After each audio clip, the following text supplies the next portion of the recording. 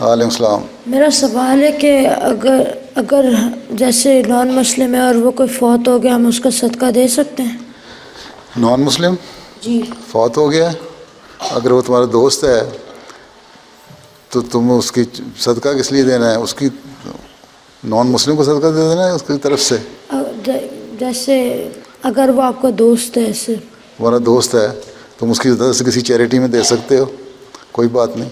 शायद तुम्हारे देने से अल्लाह ताला उसके लिए उस पर रहम कर दे। जमात में दे सकते हैं? जमात में तो बाहर चैरिटी में दे सकते हो, किसी को दे दो, किसी को सदका दे दो, किसी गरीब आदमी को दे दो। नहीं, जमात वाले चंदा तो नहीं लेंगे ना उसके लिए, वो तो अहमदी तो नहीं हुआ ना वो। इसलिए तुम किसी गरीब को सदका दे सकते हो या किसी और चैरिटी में दे सकते हो, हैं? हाँ, ह्यूमैनिटी फर्स्ट को दे सकते हो, जमाती चंदा नहीं है इस तरह, हैं? दोस्त के लिए, दोस्त की तरफ से, तो अल्लाह ताला उस पर रहम करे। ठीक है, जमाती चंदा तो हम सिर्फ अहमदियों से लेते हैं। और